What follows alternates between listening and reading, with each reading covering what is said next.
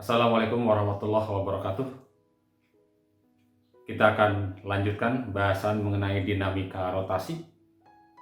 Pada video sebelumnya, kita sudah bahas mengenai konsep momen inersia.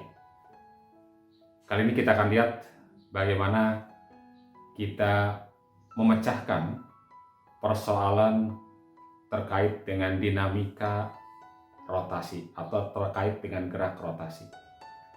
Nah, persoalan dinamika rotasi ini kita bisa pecahkan menggunakan hukum kedua Newton. Kita ingat di video sebelumnya, coba cek bahwa momen gaya atau resultan momen gaya yang bekerja pada benda itu dapat diungkapkan oleh rumus I dikali dengan alfa, ya, atau merupakan perkalian antara momen inersia dan percepatan sudut. Ini kan tidak lain analog dengan hukum kedua Newton.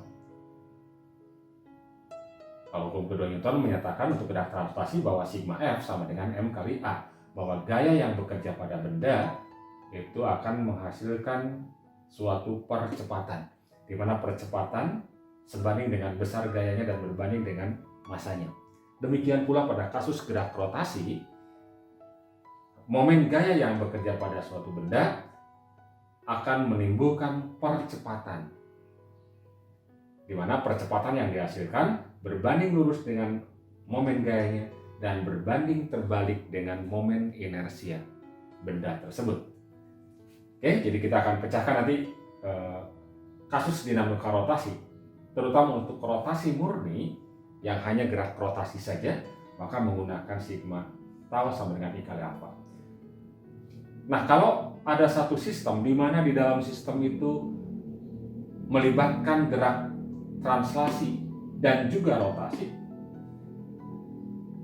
maka pemecahannya juga tetap menggunakan hukum kedua Newton, ya. Tinggal memanfaatkan hukum kedua untuk gerak translasi, sigma F sama dengan M kali A, dan sigma tau sama dengan I kali alfa untuk gerak rotasi. Kita lihat contohnya di sini. Ada dua benda bermasa M1 4 kg, M2 5 kg. Kemudian dihubungkan dengan seutas tali melalui sebuah katrol ya, dengan bermasa 2 kg.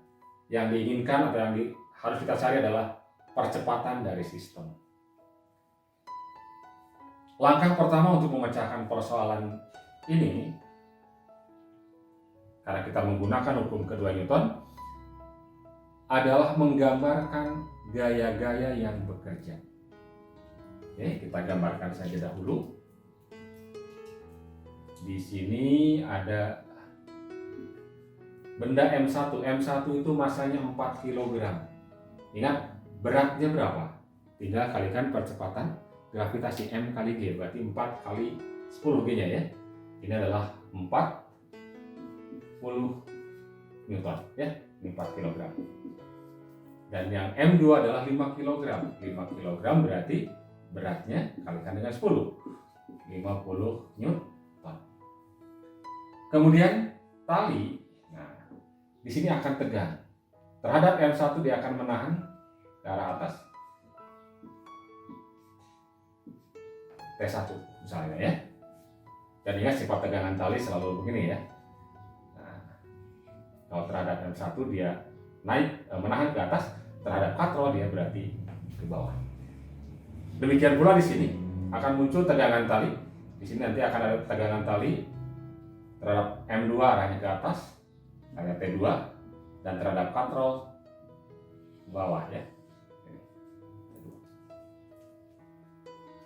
Oke, ini gaya-gaya yang bekerja.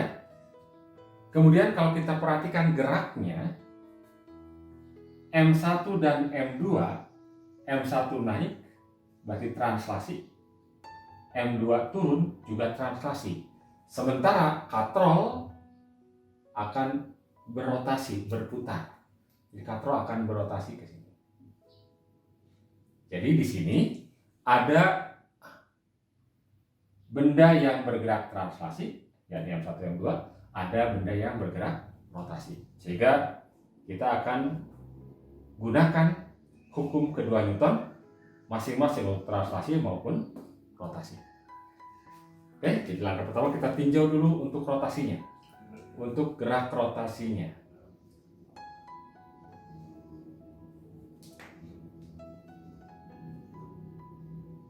Atau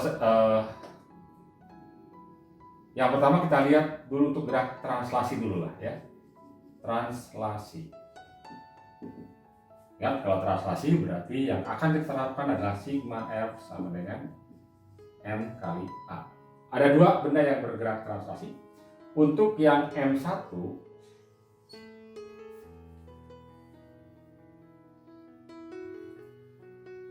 perhatikan ini lebih berat daripada yang sebelah kiri, berarti ini akan mengakibatkan benda ini yang sebelah kiri akan naik ke atas dengan suatu percepatan A, yang ini akan turun dengan percepatan yang sama ya, karena dalam satu sistem.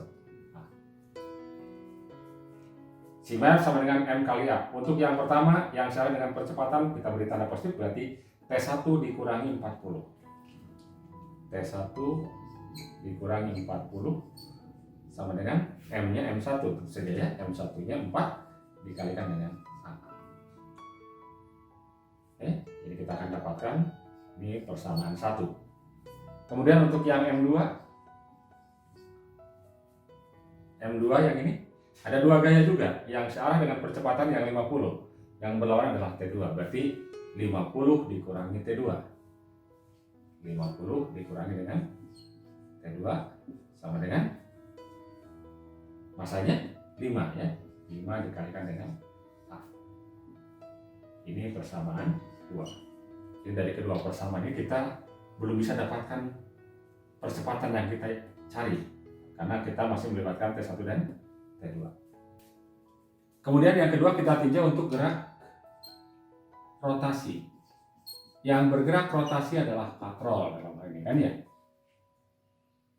Dan berlaku sigma tau sama dengan I dikali alfa. Nah, pada katrol itu kan ada dua gaya juga yang bekerja, yakni T1 ke arah bawah dalam hal ini, T2 juga ke arah sini ya. Nah, momen gaya, ingat, momen gaya adalah perkalian antara gaya dan lengan gaya yang saling tegak lurus. Katrol ini porosnya di sini, tengah ya. Dan tegangan tali terhadap R ini sudah saling tegak lurus terhadap jari-jari katrol. Maka berarti R ini akan atau tidak lain adalah lengan gaya. Demikian pula untuk yang T2. Jadi kalau kita perpanjang sini, ini juga akan tegak lurus. Maka T2 juga lengan gaya adalah R. Namun karena menghasilkan perputaran yang berbeda ya, yang T2 akan menyebabkan perputaran searah putaran jarum jam. T1 berlawanan arah putaran jarum jam. Jadi berlawanan putaran yang dihasilkan. Nah, tetapi dalam hal ini kita ambil aja yang searah dengan percepatan dan perputarannya searah dengan percepatan, kita beri tanda positif. Berarti dalam hal ini T2 dikalikan dengan R, itu momen gaya yang pertama. Yang positif kami T2 dikalikan dengan R dikurangi momen gaya yang kedua, T1 dikalikan dengan I dikali alfa. Nah, I-nya ingat momen inersia katrol. Katrol ini dapat dipandang sebagai silinder pejal. Silinder pejal terhadap pusatnya, momen inersianya gimana bosnya? Cek video sebelumnya ya. Setengah mr kuadrat. Itu I-nya ya kalikan dengan alfa. Nah, karena di setiap suku ada R, ini boleh kita bagi dengan R ya. Jadi kalau kita bagi R masing-masing suku, ini R ini adalah hancur, ini lebur, yang ini tewas, gitu kan ya, tinggal satu. Berarti kita dapatkan T2 dikurangi T1 sama dengan setengah kali M, M-nya adalah massa katrol, yakni 2 kg. 2. Nah, menyisakan R dikali alfa.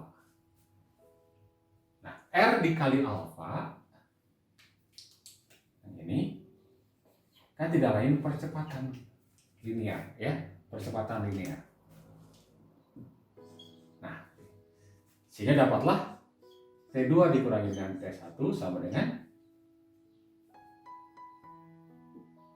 A, gitu kan ya? Ini adalah persamaan yang ketiga. Oke? Jadi kalau kita lihat dari sini percepatan harus tahu dulu T1 berapa, T2 berapa. Ada 3 persamaan 1, 2, 3 dengan 3 variabel A, T1, T2. Maka bisa kita pecahkan dengan menggunakan metode eliminasi ataupun substitusi.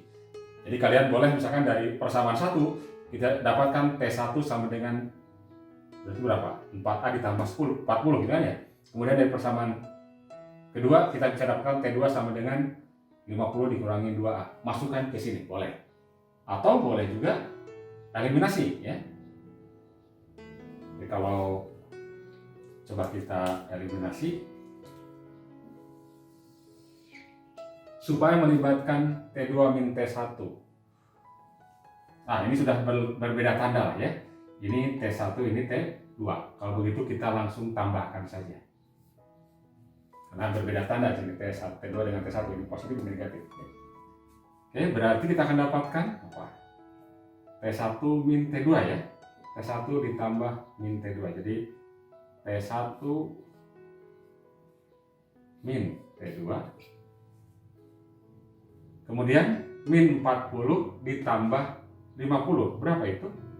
Positif ya? Positif 10, berarti plus 10 sama dengan 4 ditambah 5, berarti berapa? 9A, keren ya? Oke. Baik ya. Nah, ini kemudian apa? Ini kemudian kita masukkan. Ya, kalau ini tersebut persamaan bintang lah ya. Nah, hasil ini kemudian masukkan ke sini. Tapi di sini T2 min T1. Ya, tinggal dibalik saja ya. Kalau di sini dibalik berarti apa nih? T2 min T1 berarti sama dengan apa? Coba. Pindah ke belakang berarti 10 dikurangi dengan 9A. Oke. Masukkan ke sini. Berarti kita akan dapatkan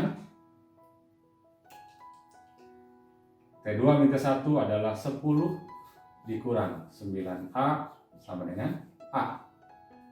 Berarti 10 sama dengan pindah min 9 ke kanan 10A. Kita akan dapatkan A sama dengan berapa? 1 ya, meter per sekon kuadrat. Oke. Jadi menganalisis sistem yang di dalamnya ada gerak translasi maupun rotasi, kita harus lihat satu-satu ya.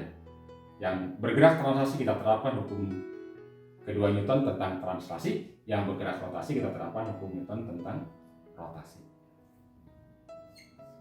Ini ada satu tips lah ya. Kita boleh pandang bahwa sistem ini bergerak translasi. Katrol dapat kita pandang hanya bergerak translasi saja.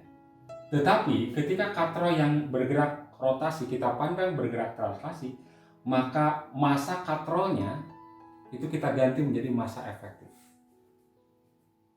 Jadi ada massa efektif. Massa efektifnya itu I dibagi dengan R kuadrat secara umum. Ya. Nah, kalau kita pandang sudah punya massa efektif, maka percepatannya boleh langsung sigma F dibagi dengan M. Atau bisa kita gunakan rumus sigma F sama dengan M kali A. Ya. Jadi ini ada satu tips.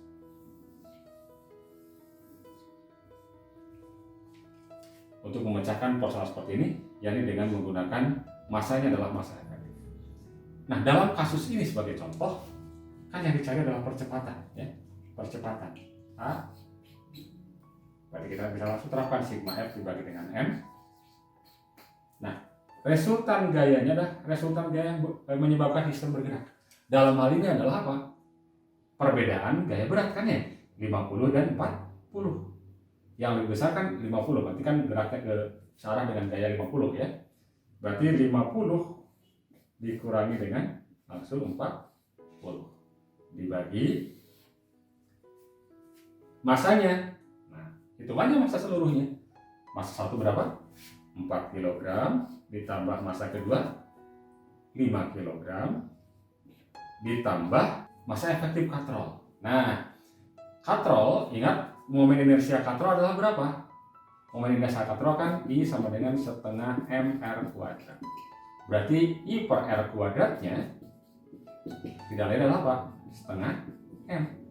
Jadi untuk katrol kita ambil masanya hanya setengahnya. Berarti plus setengah dikali masa katrol. Tadi masa katrolnya berapa? 2 ya.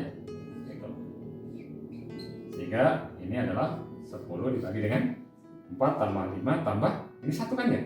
10. Yakni 1 meter per sekon kuadrat. Secara konsep tentu saja kita bisa pisahkan translasi dan rotasinya, tetapi juga boleh kita pandang bahwa benda yang bergerak rotasi dipandang sebagai bergerak translasi, tetapi massa yang diambilnya adalah massa efektifnya. Nah, nanti ada sedikit pengecualian, yakni ketika melibatkan gaya gesekan statis. Jadi kalau gaya gesekan statis tidak termasuk ke dalam gaya yang dipandang menyebabkan gerak. Ya. Kita lihat contoh yang kedua. Sini ada sama dua buah benda A dan B dihubungkan dengan seutas tali kaku tak bermassa melalui sebuah katrol yang masanya 2 kg. Katrol dianggap silinder pejal. Kemudian koefisien gesekan antara A dengan meja 0,2. Koefisien gesekan kinetik. Yang ditanyakan adalah percepatan sistem. Baik, kita gambarkan dahulu gaya-gayanya. Di sini ada gaya berat sebesar 40 Newton. Di sini tentu saja sebenarnya ada tegangan tali, T1. Di sini ada T2, kan ya? Nah, ketika B ini turun, tentu saja akan bergeser ke kanan, dan karena di sini kasar ada koefisien gesekan, berarti pada A akan bekerja gaya gesekan, dan gesekannya adalah gesekan kinetik, F kinetik di sini. Ya.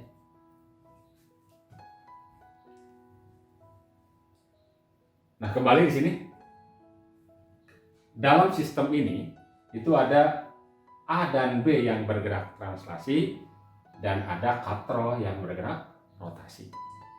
Namun kita boleh pandang katrol bergerak translasi dengan cara mengambil masanya massa efektif. Ya, jadi meskipun di sini datanya 2 kg, karena momen inersia katrol adalah setengah mr kuadrat, I katrol setengah mr kuadrat, maka massa efektifnya tidak lain adalah ini, kan ya? Setengah m, berarti ini massa efektifnya adalah 1 kg. Ini adalah massa efektif. Ya. 1 kg. Sehingga kita bisa terapkan A-nya nanti adalah sigma F dibagi dengan M. Gaya yang menyebabkan sistem bergerak apa? Pertama adalah 40. Yang kedua adalah gaya gesekan kinetik. Berarti kita harus tahu dulu berapa gaya gesekan kinetik. Rumus apa gesekan kinetik? Mu K dikali N. Normal kan ya? Apa itu normal? Normal itu kan di sini nih, ya. Gaya yang diberikan bidang pada benda. Ada gaya normal, ingat ke bawah ada gaya berat. Yang gaya berat dari A karena masanya 3 kg, berarti ini gaya beratnya adalah 30 Newton. Nah, dengan melihat pada A bahwa ada 2 gaya dalam arah vertikal ke atas N dan ke bawah 30, tetapi kan tidak ada gerak dalam arah ke atas, geraknya hanya horizontal saja ke kanan. Sehingga kalau kita anggap sigma Fy pada A itu berlaku bahwa sigma Fy harus sama dengan 0, gitu kan ya? Artinya apa? Artinya gaya yang arahnya ke atas dengan ke bawah besarnya harus sama, sehingga N-nya akan sama dengan 30 Newton ya. Kalau N-nya sudah tahu, maka kita akan dapatkan FK.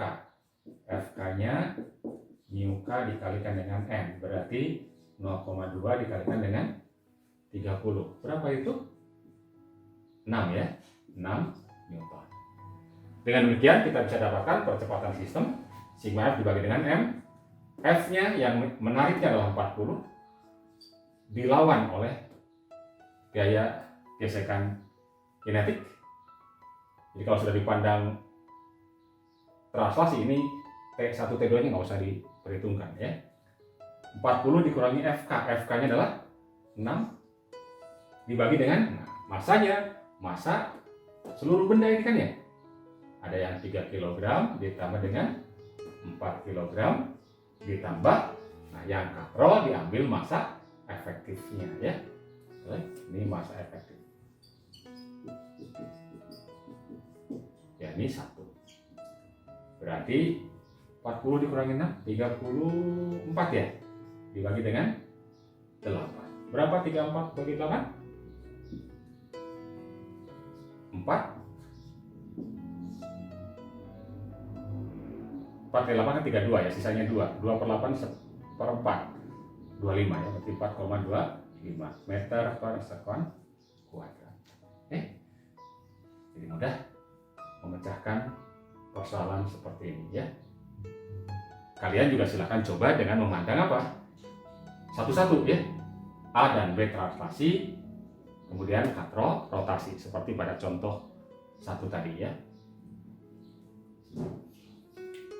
Kemudian contoh berikutnya, ada gaya tangensial 10 Newton dikerjakan pada tepi roda yang jari-jarinya 40 cm. Semula roda dalam keadaan diam. Jika 2 sekon kemudian roda berputar 1 kali, berapakah momen inersia roda? Baik, jadi informasi yang kita dapatkan adalah gaya tangensial. Apa itu gaya tangensial? Kalau ini ada roda berupa katrol, ini porosnya gitu. Kemudian jari-jarinya adalah R. Yang disebut tangensial adalah yang menyinggung. Dan kalau menyinggung itu terhadap R itu akan tegak lurus. Jadi kalau ini F yang 10 Newton, ini R-nya, ini siku-siku. Maka ini disebut dengan gaya tangensial. Ya. F-nya yang sudah tahu 10 Newton. Terus ini aja, ini F sama dengan 10 Newton. Kemudian R-nya 40 cm, berarti dalam meter ini 0,4 meter. Lalu keadaan diam. Karena dia berotasi nanti, berarti kalau keadaan diam itu dimaknai sebagai kecepatan sudut awalnya sama dengan 0. Kemudian ada waktu T sama dengan 2 sekon. Menempuh satu putaran sudut ya. Satu putaran berapa radian? 2 pi radian ya. Nah, ini informasinya. Yang dicari adalah berapakah momen inersia.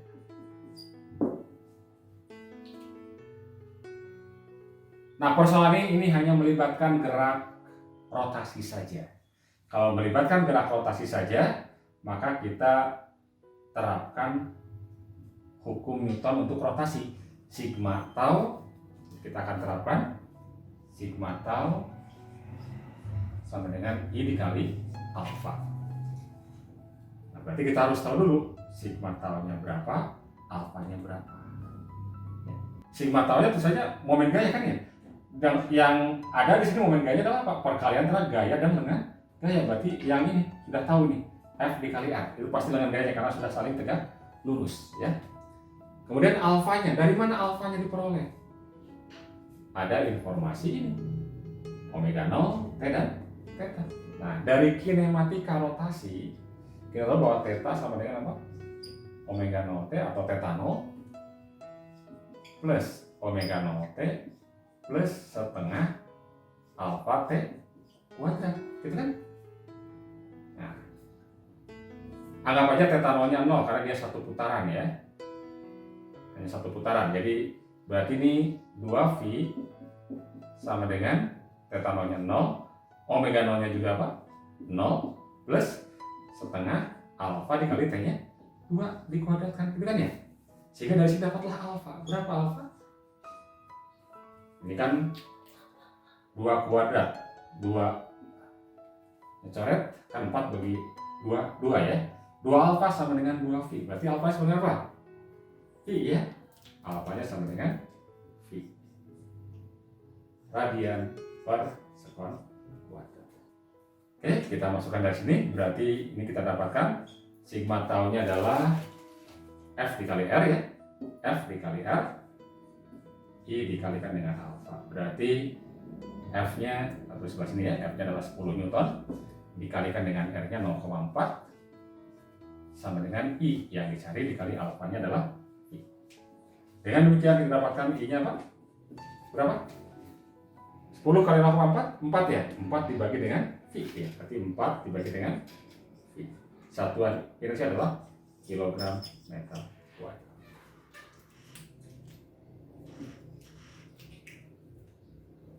Oke, baik. Sampai di sini saja. Terima kasih. Assalamualaikum warahmatullahi wabarakatuh.